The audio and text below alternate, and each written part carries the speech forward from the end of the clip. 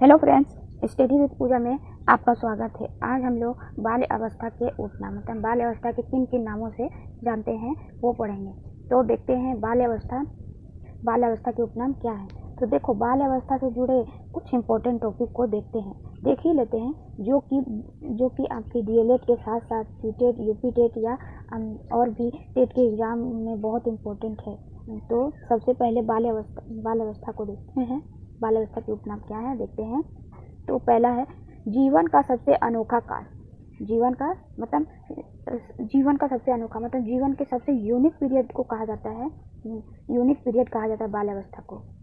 व्यवहारों में भटकाव की अवस्था मतलब व्यवहारों मतलब अभी हमने जाना कि इसमें क्या होता है। बच्चे को क्या चाहिए, आज उन्हें कुछ और पसंद है तो कल कुछ और पसंद आता है। नेक्स्ट देखते हैं, बिना उद्देश्य घूमने की अवस्था मतलब हम लोग अक्सर देखते हैं कि बच्चे इस अवस्था में क्या करते हैं, तीन चार ग्रुप बनाते हैं, फिर ऐसे ही घूमते रहते हैं।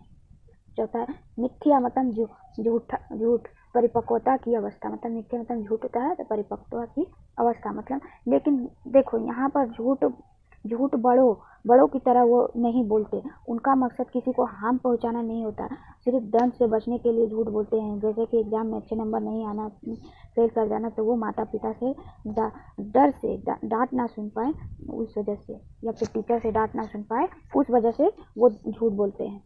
झूठ बोलने की अवस्था मतलब इसे झूठ बोलने की अवस्था बोली जाता है। जैसे कि अच्छे नंबर पाने के लिए बच्चे झूठ बोलते हैं। संस्कारों की अवस्था मतलब उसमें जैसे माता पिता संस्कार देते तो उसे संस्कार। टोली की अवस्था मतलब इसको, ये मेन इम्पोर्टेंट है। टोली की अवस्था मतलब बच्चा जब स्कूल जाता है या फिर दोस्त बनाता है, मतलब टोली मतलब ग्रुप बनाता है, उसी को टोली की अवस्था। नैतिक विकास के आरंभ की अवस्था, फिर करके सीखने का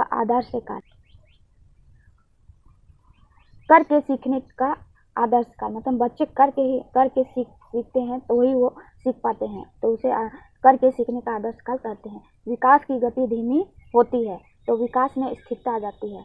गंदी अवस्था बाह्यमुखी विकास मतलब जो बाहरी लोगों से मिलजुल करते हो, बाहरी विकास होता है। यथार्थवादी दृष्टि मतलब सच पे यकीन करना मतलब जो बच्चे कुछ भी बोल देंगे तो वो सच मान लेता है। भाषा का विकास मतलब पूरे बाल्य काल में अमूर्त वस्तुओं का सोचना, जो चीज़ नहीं है। जैसे कोई कहानी सुना दे तो उसके साथ सोच लेते हैं, तो वो चीज़ नहीं होती है।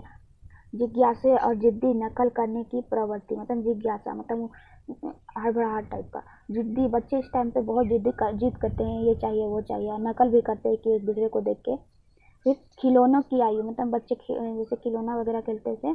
पूर्व बाल्यावस्था मतलब ये पूर्व बाल्यावस्था में है। ये था बाल्यावस्था के उपनाम।